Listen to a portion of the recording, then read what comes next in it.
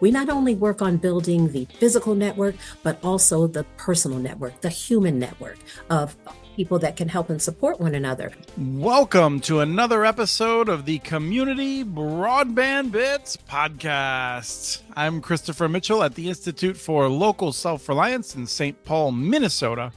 And today I am speaking with two folks with CTNY, and you'll know what that is in just a second. Let me introduce first Monique Tate, who is co-director of CTNY. Hello, very nice to be here. Thank you for the invitation.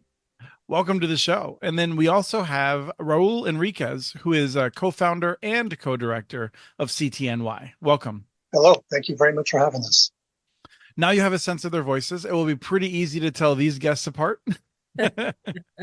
I'm excited. We met in person, Monique, in Baltimore. I know that you spent a lot of time in Detroit as well.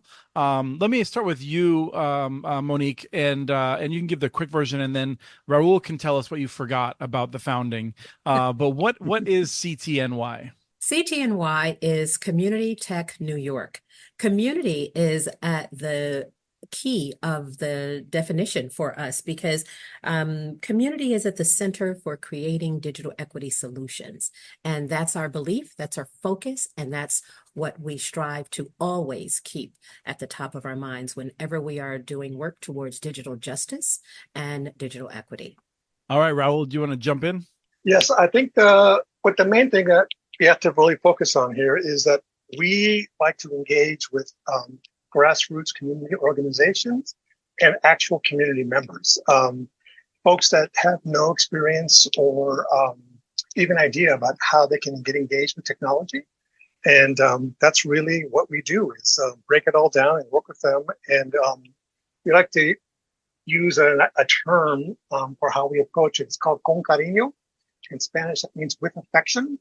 So a lot of folks are really scared of technology. And so if you affectionately approach the training process with them and break down these ideas, let them fail, let them know it's okay, they tend to come around and get really excited about it because they can learn pretty quickly. Yeah, I think if we were to explain what the opposite of CTNY is, it might be a group that just threw technology at people and then moved along, right? Yes. Okay, and then I should just say that I've done some work, and I think Greta was involved in CTNY for a long time, right? Greta and I started CTNY, yes, and she left in, I believe, November of 2022. Yeah, I don't think I could do this show without mentioning Greta Byram, because of the work she's done out of respect for that, and the work she's continuing to do now with cities in a different capacity. We're going to talk mostly today about one aspect of CTNY's work, which is something called the PNK, the Portable Network Kit. I was just all of a sudden like, am I going to remember what this is? Good for you. 2 points already. So we're gonna be talking a bit about this approach that they use, which is an actual like suitcase of things that we'll explain, as well as the training you go into, how communities benefit, and some of the scenarios in which this would be useful. I feel like this overlaps with some of the work that I've done and we've talked about on this show with the tribal broadband boot camps. I think we both share a passion for helping people to become more educated and take a stronger role in terms of making sure that they are controlling the technology and comfortable with it, as opposed to just using it. So let's start with maybe the founding. Who wants to tell me where the idea of the PNK came from? Back in 2016, in New York City, we were basically reconfigured as resilient communities under the umbrella of New America. In that project, we were scoped with building 5 mesh networks in New York City, in various boroughs. And in that description of the project, there was this idea of a portable network kit that was pretty much just designed or defined as a backpack full of pre-configured antennas, spare router, cables, and a crimper, and extra tools and bits like that. And that's kind of what the idea behind it was. And over time, as we started training the communities, the stewards, digital stewards in our programs, I noticed that they were kind of getting a little frustrated because it was mostly all talk. people were just talking at them about Yes. what was mesh networking, what was a router, what was this, what was that. And they definitely needed to have some kind of hands-on experience with the equipment. And so I decided to take home, all the gear and figure out a way to configure it and then document it. So it was it was easy for them to kind of put it all together and understand the relationship between the router and the antenna and the server, and all the cabling and how everything works, the power standards required. And so it became this thing that we originally just used for training. And then it turned out that with the RISE project, we needed to have a certain amount of small businesses sign up for rooftop access by putting equipment on. And again, that's a long, boring story, but it ended up being difficult to get businesses to sign up. And so the portable network kit became a easy way to configure the gear or have it already pre-configured by the stewards to then put on top of a business or give it to a business to be available to be part of the network. And so after we finished the project, Greta and I decided to reinvent ourselves and to have it be based purely on the portable network kit as the approach to building these small networks. So in essence, what it is, like a seed network that people can build that don't have any experience with networking whatsoever in a matter of 4 days, even less actually, but we like to stretch it out so people have time to kind of comprehend and assimilate the information. They can build their own little seed network that's basically a high-powered Wi-Fi local network. And if you have a fiber connection or an Ethernet connection to broadband, you can plug it in and give your community internet access.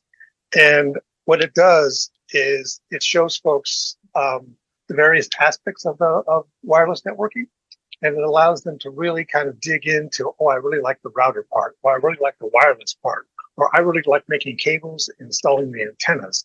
So everybody has a role in the process, and then they get their hands on it, and they get to actually build one themselves.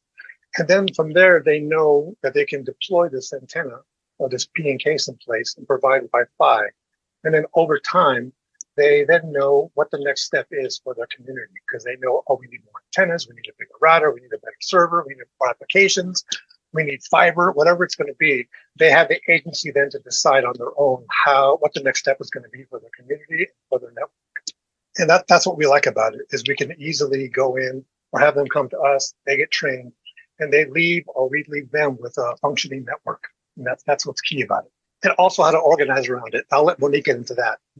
Yeah, that's exactly the piece I was going to touch on because, another element that's centric to what we follow and what we believe in, and that is building internet networks and building up on digital education is really what allows communities to have power. Not only just have power, but know how to use that power to leverage opportunities, whether it's for political justice, economic justice, food justice. Those are all of the elements that fall to the center of communities, and we need to be able to fight for those things.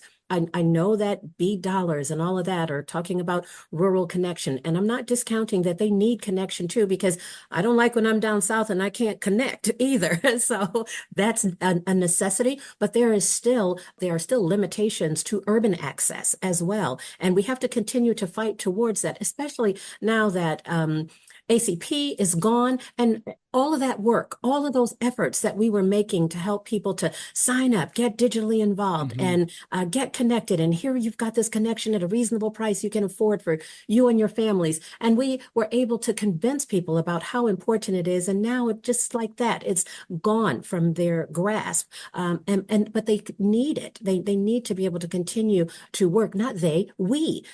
I live in an urban environment. We need to be able to continue to use our digital power and our voice so that we can be represented. I mean, we see how much the impact of information and information is expounding at levels we can't even imagine or understand. And especially as we introduce all of these other mediums like AI and how easily it can replicate these things are existing without any governance. So we can hear, like the recent meme from that person who was talking about the potential candidate for presidency. They created something that made it sound like it was them speaking without having to be required to indicate that this is a replication, this is a digitization, this is not this person, because there are many people who, because of their lack of knowledge in how extensive AI is, they believe what they see, they believe what they hear. So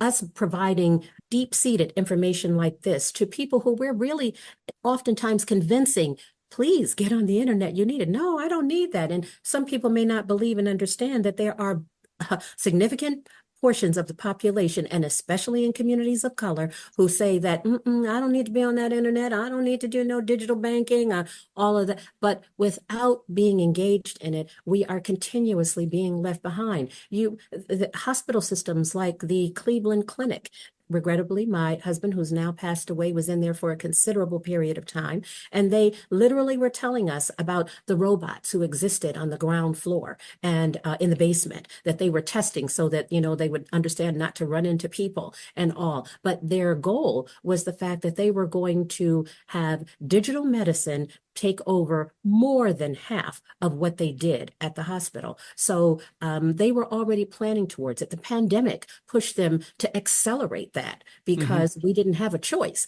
And so by us not being engaged in technology, how it impacts and affects our lives, we are totally being left behind and missing out on significant opportunities, even in healthcare, much less in having employment opportunities. So us providing this kind of information, and that's why our focus is in grassroots organizations, in communities where we're walking streets and talking to people. We're not reading statistics. We are the statistics. We're talking to people to encourage them that we want to continue to perpetuate our voice and be represented as producers, not just consumers, but producers.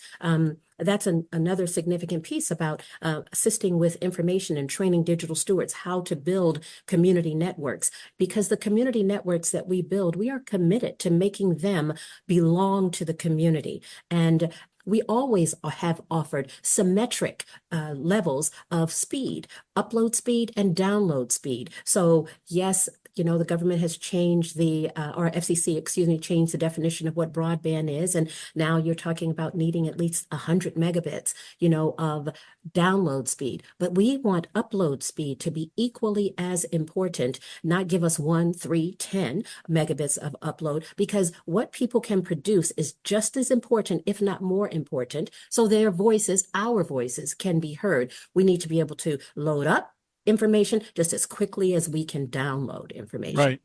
Right. And I feel like being able to appreciate what the importance of upload is one thing, but allowing people to decide for themselves how to balance the upload and download is still another thing. And you aim at doing both, not just having them appreciate the importance of what might be the only option that they have, but being able to decide for themselves how to run it. Now, let me ask about the PNK specifically, because my understanding is, and I've been wrong before, it's happened once or twice, but the PNK could stand by itself, right? Even if there was no upstream connection. And so you could have a local network where people could talk to each other. But as you were saying, you can also create a wireless network that you hook into the internet, and people could have access to all of the internet. Yes, and the local aspect of the network is key for our work in emergency preparedness and resiliency work,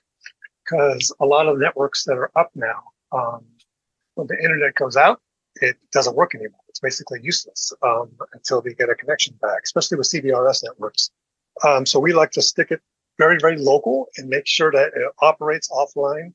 And the server on it has your basic communication apps, a chat room, a shared doc, WordPress to create posts, file sharing, and of course, an instance of a unified controller to control the network. And so it's really key that the PNK works offline or online. The internet connection, so that we can bring in that worldwide, but the intranet connection is equally important because not only does it serve the purpose if externally something happened and the internet went down, as in the disasters that we all have suffered through in one way or another, fire, flood, Yeah. whoever knows what's coming next, but those are happening in every environment, hurricane, tornado, where communication systems go down. And this whole community network building thing is something that, manifested and showed itself powerful when Hurricane Sandy hit New York. And that's when we were building community networks. So in the Red Hook community, it was the only communication tool left standing that even FEMA had to jump into and use in order to communicate with the community. But that intranet piece is also important. When I say we have some of those people who really don't want to be connected to the internet, they still are able in community networks to be on the intranet. They can say, well, I still can communicate with those in my community who I want to be involved with. So I'll know when the urban garden is getting ready to put out the produce that we can just come and get for free. Or I'll know when the artist group is going to put on a performance in one of the parks in the neighborhood or something like that. So the intranet piece is highly important. And it kind of aligns with when talking about the uses of the P&K. And that network piece is a significant piece, but one of the pieces that, Raul is just super brilliant at, and that is using it as a teaching tool. We both teach, but I always learn from him and will never stop giving him credit, not only for the creation of the P&K, but he teaches in such a brilliant way. And Chris, I've been under your teaching. You do it similarly, where you make sure that people understand. You break it down in a way so that it's easy to process and understand, because we have to demystify technology. As Raul said, people are still afraid of it because they're like, oh, they're talking bits and bytes and algorithms. And, we break it down and use kitchen scenarios and use, cooking scenarios and cleaning scenarios, things that people can relate to and make it easier to understand. Also, that hands-on, the tactile skills, people being able to touch it and see it. I remember like in your class where you passed the fiber line. And I love that so much because we're always showing a picture of the fiber line, which, by the way, I still want my piece of fiber that you're going to send us because it makes it so real. You see it in a picture, you see it under the underground, and then you more easily understand about how the transatlantic lines are coming through. And the whole island went out because a shark bit through the fiber optic cable, and it's going to take 3 months to repair that thing. When you're touching it and holding it, then you get it. And you're like, oh, yeah. And then you're thinking like a teeny little piece of fiber, this is passing data at lightning speed. So it makes it real. And this is why the community connection that we all strive to make works. And one of the things that I hope people are grasping is that, this is the portable network kit is I think sort of the minimum viable product. And that coupled with the training allows them at a very low cost to be able to expand the network and recognizing, whether it's an Ethernet cord or whether it's additional wireless, pieces of gear, they'll know how to broaden it out. But I feel like for me, it was brought home. You mentioned the example of Sandy, Hurricane Sandy, Monique. And I remember reading about and talking with people with some of the fires that are happening in California, where people weren't sure which direction they should leave in, if they should leave or not. The electricity was down, the cellular communications were down, and so some locations in Marin County, I believe in San Rafael, they now have a plan for areas in which they would set up networking equipment effectively, and people could go and join the network with their wireless device to get basic updates and things like that. And you're distributing that and making sure people are able to do it. I'm curious if there's other examples you might want to just use of how people are using the P&K aside from an emergency situation. Definitely training. Getting folks familiar with networking, wireless stuff, servers, cabling, and just hands-on tool use. Other folks have used it for archiving, creating a local archive for the community. That's private and personal to them because it stays local, and then they can decide whether or not they want to upload it. But what's key about that is people can, get onto the server and upload various either videos or recipes, sewing patterns, photographs, whatnot, of the community activities that have been around. And then they know they own it offline. So if they had uploaded it to some online service and that service goes out of business, they lose their data. And so if you have it on a local server, you can pack up that suitcase and run and keep it, and that's really what's nice about it, is that the fact that it is portable. And again, the portability of it all makes it great for the emergencies because you can bust it out, set it up, or have it already set up. And then when something bad happens, you can grab it, pack it up and run with it. And so that's really nice. And of course, just the fact that it's a seed network for a community to really learn how to understand all aspects of it. That seems to be what we're focusing on now, besides the resilience and stuff, is just getting folks to understand how a network, what are the challenges of a network, how to get access to rooftops, why you need access to rooftops, where's the power going to come from, all that kind of stuff. I want to tap in, Raul, on what you were talking about the archive. Archive might not seem like it's important, but think time capsule and being Yes. able to literally not just see maybe a kettle that a great grandma or a grandma used, or a quilt that a great grandma made, but to see that great grandma talking about that quilt and holding it up as she's sewing some pieces to it, and for other things that have existed, because the other thing that's changing continuously are our communities, what they look like, how they're designed. They're either being built up, or they're being built out, or they're changing and transitioning. And what used to be this community here is now something all totally different and new. But to be able to, the ownership piece Raul mentioned, I think is extremely important. Being able to own it, move it, keep it, retain it, and be in charge of it, but also to just literally have some true living examples. So the community that uses it as an archival piece, they are in the back hills in the South, and that's extremely important to them, this legacy that they're continuing to perpetuate and pass along. And I believe others will do similarly with it in that use. That's the Appalachian area. And we also have some people who are in the New Orleans area who are continuously being challenged by flood and storm. So they use it as a resiliency tool and model. And one of the things we really love is we love when people do more with it than we ever anticipated. And Yes. the student can turn around and become the teacher. So we've got solar being attached to it. Raul, you want to talk more either on either one of those two? Well, typically in the past, we've always just used, again, store off the shelf kind of devices like Goal Zero battery packs and solar panels, because again, they're easy to understand and they're accessible. But over time, the stewards that we trained up in the Point at the Point CDC in the Bronx, they have now basically designed their own server that has their custom applications on it that they want. And then they've also designed a really beautiful solar kit to provide power strictly to a P&K and to all of their nodes on their network. And it's great because I got to go back there with some of the stewards here from El Puente in Brooklyn, and they gave us training over 3 days on how to do all the math, explained all the parameters that have to be kind of addressed and understood. And then the next day, we basically wired it all up and put it together, and it completely powered a portable network kit that we kind of presented to them as this is the gear inside the kit. And so now we have that agency to be able to decide how we want to power our networks. And we will then be passing this information on to others down the line. And Monique mentioned the group in New Orleans, Bavancha, the Bavancha Liberation Radio crowd. They call their network SwampNet. And they have a fleet of solar trailers, and they will be retrofitting these solar trailers with P&Ks. So they can kind of, again, roll out the power and turn on the network and have it go live in a quick. So it's quite nice. And they're really, really into it.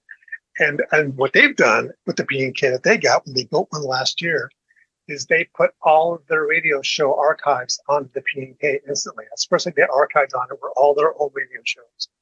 And so, yeah, so it can be a really active, nice archive for people. Again, like Monique said, a time machine, which I like the idea of a time machine. Yes. Absolutely. Right.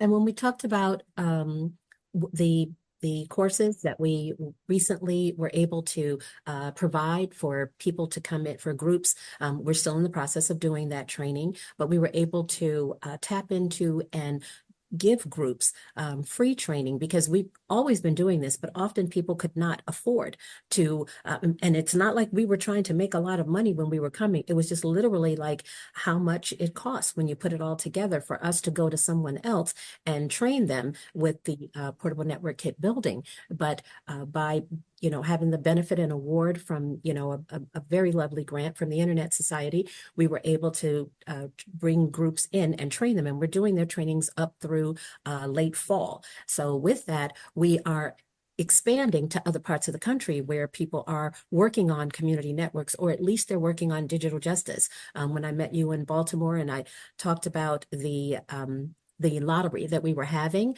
We had the fortune of 2 of the Baltimore groups that were in that workshop. They were recipients. They were selected through the lottery process, and they are coming in for a training. And we're happy that it's 2 groups because then they've got a network of connection here in Baltimore where they build the kit, and they happen to be one in East Baltimore and one in West Baltimore. So they're also in 2 different areas to be able to offer this, because we train with a train the trainer concept. We don't want to just, and that's what you alluded to earlier, or stated rather, that we don't want to just leave you and not allow you to be able to have further continued education in this. We want to encourage you to connect, because that's what a network is. We not only work on building the physical network, but also the personal network, the human network of people that can help and support one another. So with this training, we're training individuals in California, and we've got friends in Philly. They're not in our training, but this is something that we will go through and continue, because as community networks grow, this need for knowledge and power will need to also grow. We are connecting on Discord, so we also remain connected. We refer to anybody who goes through our training as digital stewards, because they have skills that are higher, and I know digital navigators is a popular word and I love it, but digital stewards, they have skills that exceed that level. They know how to build networks within community, not only physical, but human. Well, and this is what I wanted to discuss before we run out of time. So we'll spend the rest of the show, I think, talking about the training, because it's one of those things that, you go and you do it, and if you're not going back home and doing it regularly, then you could start to forget it. So I'm curious, first of all, how you go through the training to make sure they can really, a person that comes in with little experience could leave feeling confident about this. But then second, I think you also provide materials, and we'll talk about that before we wrap up, to refresh people over time as well. So I was going to throw it to Monique first to describe the training in this case, and then Raul, you can clean up after. Well, Raul runs most of it, so I'm going to defer to him. But the part that I will add to it about the training is about the recruitment part. One of the things we didn't talk about initially, and this dates us back all the way to 2012 when I became an initial digital steward in Detroit. And I have dual residence, Detroit and Baltimore, so I'm in both places and still working in digital justice in both places. But we work under a principled process. And those are our digital justice principles. And thank you to many out there who have adopted the digital justice principles, because that's a part of the network. But they rely on 4 pillars. And, that's access and participation and healthy communities and common ownership. Ownership is important. So with that, we have been working with groups who demonstrate that. That's why we go grassroots. So that's the work with grassroots organizations to teach them these skills so that they can take them back to the community. The recruitment is important because when you're working with residents, and we're not giving any test or saying, oh, you don't qualify to get this job or do this. No, we want people who are anchored in their communities, because the training helps them to discover genius that they sometimes never even knew that they had. And they are already vested and anchored, because once they bring the internet to the community, it's serving them too. And they want to be like, we got to do whatever we got to do to keep this going. And it's not contingent upon an ACP program that can be snatched from us because the government doesn't want to sign a pen to be able to continue something like that. So in terms of the details of what happens in the training, I turn it over to my partner. Well, briefly, very quickly, again, it's a 4-day training. First day is just kind of onboarding everybody into the practice of the community technology and the principles behind it all. And then we start building cables, because they know they're going to need a bunch of cables to put their kit together. So everybody crimps cables, and usually about 10 to 15 cables get built. And it's really frustrating. People will go crazy, and it's a lot of fun watching people go crazy. You're saying each person will themselves do 15 or 16 cables. No. Collectively, they okay. will build their cables for the kit. So they build one kit that it's considered a deployable portable network kit. So that's in a Pelican case, that's waterproof and ruggedized and all that kind of stuff. And it has a battery pack inside, and it's ready to be deployed. And then they build another kit that goes in a small case, and that's considered the training PNK. And that's the one that they configure it, and then they're encouraged to zero it all out and do it again. Zero it all out and do it again. Everybody on the team does it at least once or twice. And so they have that practice. So after when they leave, they have a training kit to refine their skills on in the documentation on how to do it. And then they all know they can always email me, Zoom with me, whatever you want to call it, FaceTime with me, to kind of go over various aspects of it. And that's how they kind of keep their skills intact along the way. Because again, they go home with an active live network, two of them, one for deploying, one for training. And so it keeps their skills sharp. And plus, we also make it very clear to them that somebody on the team needs to make sure the battery is always charged, that the server's always being backed up, that you're always backing up the router's files. So the configuration is up to date. Someone has to keep track of the firmware. So all these things are kind of distributed across the team. So everybody is constantly engaged in making sure their little network is alive. It's like one of those little toys you have to keep alive with the buttons on it, you know. Yeah, it's what I call it, that Japanese toy. The Tamagotchi?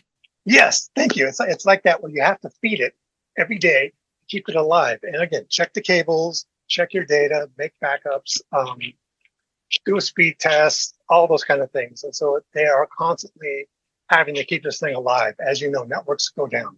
Mm-hmm. And so they have those skills, and the more they refine their skills by practicing, it just makes sense. And that's why the Discord community as well. Yes. Right. It's for people who aren't familiar, it's a modern chat system that's commonly used by gamers and other folks. Yeah. So in the fall, we'll be launching our Discord and our websites to support the 10 groups that we've trained so far, that we'll have trained by then under the ISOC Foundation, to kind of continue the collective understanding of how this thing works. But we won't limit it to just those who have gone through P&K training, because there are digital stewards that are all over, especially in high numbers in Detroit and in New York. And we always perpetuate that we remain in connection and in touch, because like I said, somebody's always coming up with something else and something new and remedies, especially too, because equipment's changing. And as equipment changes, it's like, oh, that thing doesn't work with us anymore. We have to use a different Raspberry Pi, or, modify things in different ways. And that's why we also love these young people coming in and helping to train us and keep us in tune and in track, like saying, no, you don't have to use text. Let's just get on Discord. It's like, okay. Have you ever had a session where you did not have at least one person saying, I don't know if I can do this, and not feeling confident? I'm guessing that's the more common feeling that you have from people on day one. Yes, people are typically a little bit nervous on day one because they see the P&K. They see a bunch of cables, a bunch of boxes inside of a case, and they get a little squirrely. But after I sit down with them and I basically just walk through each piece of gear, and as I explain the router, I talk about all the parameters that it has that you must pay attention to, and then we plug it in, turn it on, it beeps. It goes beep beep, and then then we enter into the router. We see the interface. And the next step is to add a server to it. So it goes basically scaffold it up, and then when we're done, it's a functioning, working network that they just saw me build in 5 minutes, 10 minutes. And they saw me just wire it all up and turn it all on. So then they realize, oh yeah, I can do this. So then typically we have them do the same thing. Okay, go back, unplug everything. Now you plug it in. And they plug it all in themselves. So they know how all the configuration is supposed to happen. And then the last step, of course, is to then reset everything, and then they configure the router from scratch, entering in with the IP address and all that kind of stuff. And they flash the SD card for the server and configure the server build. And they adopt the antennas themselves. And again, so they actually do it themselves on their own laptops. So that's the big difference, is that scaffolding of of ease, of comfort. But then at the end, you get people fighting over, no, I want to do the server. No, I want to do the antenna. Like before, they were like, nope, not for me. I'm not a tech nerd. And when you see them fighting for wanting to build the last cable for the Raspberry Pi, that's when you know you've got them. Yes. And I'll speak to it again in terms of digital stewardship. And I said that's why we call them that.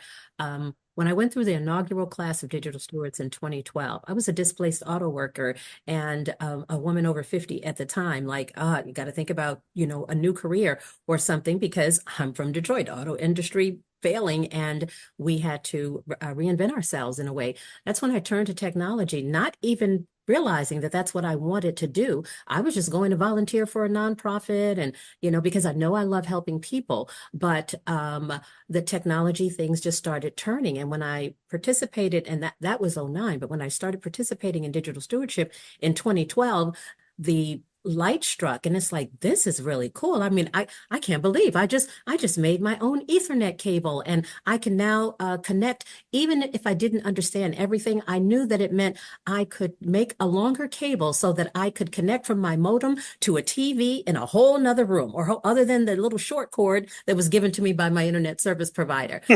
So it was, and this is the essence of what happens. People do come in leery of what's going to happen, and I don't really know or understand this stuff.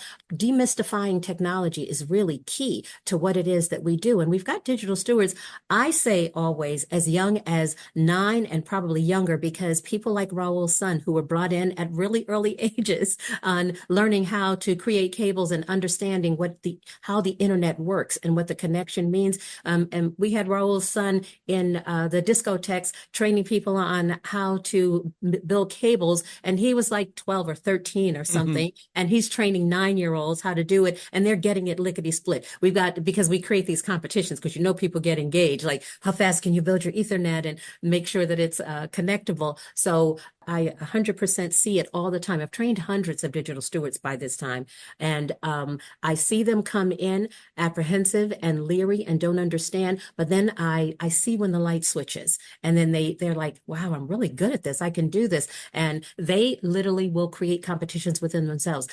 Me and my partner, we're going to see who can get the internet, because we're, in Detroit, I'm building community networks. So they're like, we're going to see who can get the network built the fastest, because we might be doing 2 houses on 1 block. And so people do start off leery, but yeah, they just like I did, and they leave really understanding and realizing that it's something that they can accomplish, do, and more importantly, share and continue to help to grow their own communities. That's why we talk about it bringing power. Well, we're running out of time, but I want to thank you both for, I think, igniting passion in people around this stuff, because I do think the first step is helping them to understand that they can understand it, they can be a part of it, they can make decisions for their own lives, and everything else good flows from that. But is there anything you want to conclude with, either Monique or Raul? I want one conclusion, because just like you said, that you have to acknowledge Greta Byram in this, and that's true. Greta Byram, Diana Nocera, Preston Rea, Andy Gunn, those are my initial teachers in the Digital Steward program, and who put together the handbook on community technology about teaching that. But that all happened too because of Allied Media Projects in Detroit, and us being able to evolve from them, and then that turning into the Detroit Community Technology Project, who I come from and who has always been in partnership with Community Tech New York, who I am now a part of, but we still walk lockstep with them. And I think just us as a whole in our thinking and our approach about making sure that technology is community centric. So I want to acknowledge that. And the great team I am with at CTNY as well now is fantastic. Excellent. Raul? Oh, I just want to shout out to Oscar at El Puente, Luis at El Puente. Thank you for bringing us up and on. Gilberto, Jonathan, and Luis at West Point. And of course, our other wonderful CTNY person, Danny Peralta and Erica Cremani. I want to thank them all for being part of this work, because we work together well. Yes. and I depend on all of them. So it's wonderful. Yeah, and I feel like I should mention also Danny Peralta was there at our very first tribal broadband boot camp, and he brought an energy and knowledge and passion that really helped to make it a success and make us want to do a lot more. So credit to him especially. Yes. And thanks for having us so that the word can continue to spread, and people know that we're here and we're doing this work, and we'd love to engage with anyone else who wants to do the work. Excellent. Well, thank you both for your time and for doing this work. It's God's work. I appreciate it. Yes, thank you. We have transcripts for this and other podcasts available at communitynets.org/broadbandbits. Email us at podcast@muninetworks.org with your ideas for the show. Follow Chris on Twitter. His handle is @CommunityNets. Follow communitynets.org stories on Twitter. The handle's @MuniNetworks. Subscribe to this and other podcasts from ILSR, including Building Local Power, Local Energy Rules, and the Composting for Community podcast. You can access them anywhere you get your podcasts. You can catch the latest important research from all of our initiatives if you subscribe to our monthly newsletter at ilsr.org. While you're there, please take a moment to donate. Your support in any amount keeps us going. Thank you to Arnie Huseby for the song Warm Duck Shuffle, licensed through Creative Commons.